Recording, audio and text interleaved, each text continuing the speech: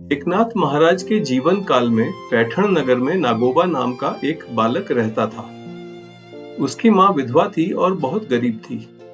नागोबा पूरन पोली नाम की मीठी रोटी का बेहद शौकीन था, लेकिन उसकी माँ उसे हर रोज पूरन पोली खिलाने का खर्चा नहीं उठा सकती थी।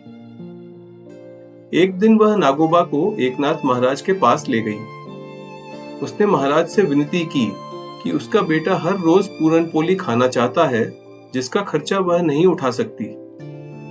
ऐसा कहकर उसने नागोबा को एकनाथ महाराज की देखभाल में छोड़ दिया।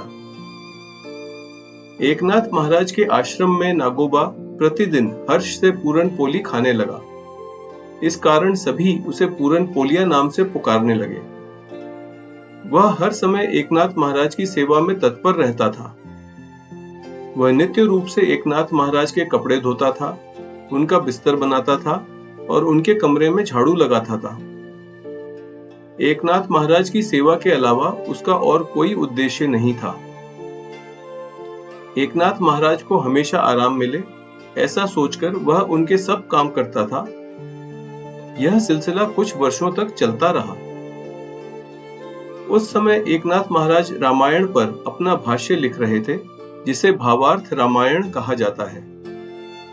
एक दिन महाराज ने अपने शिष्यों को बुलाया और उन्हें सूचित किया कि उनका संसार छोड़ने का समय निकट है। यह सुनकर शिष्य बहुत दुखी हुए। उन्हें उत्सुकता भी हुई कि भावार्थ रामायण को कौन पूरा करेगा। एकनाथ महाराज का एक पुत्र था जो संस्कृत पढ़ने काशी गया था।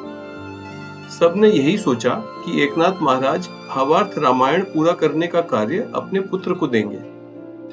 परंतु एकनाथ महाराज ने उत्तर दिया कि वह सही समय आने पर बताएंगे कि भावार्थ रामायण को कौन पूरा करेगा। जब उनके जाने का समय निकट आया तो एकनाथ महाराज ने शिष्यों को एकत्र किया और पूरन पोलिया को अपने पास बुलाया।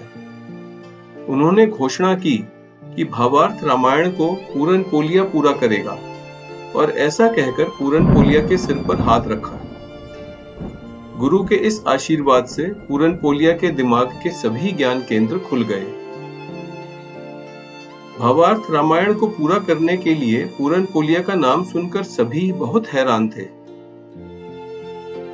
एकनाथ महाराज के निधन के बाद पूरन पोलिया ने भावार्थ रामायण को पूरा करना शुरू कर दिया। आज तक कोई भी यह पता नहीं लगा पाया है कि एकनाथ महाराज ने भावार्थ रामायण को लिखना कहां पर बंद किया और पूरन पोलिया ने लेखन किधर से शुरू किया। पूरन पोलिया के मन में गुरु के अलावा और कोई नहीं था। वह हर समय केवल अपने गुरु के बारे में ही सोचता रहता था। अपने गुरु की इस भक्ति से उसे एकनाथ महाराज का आशीर्वाद मिला।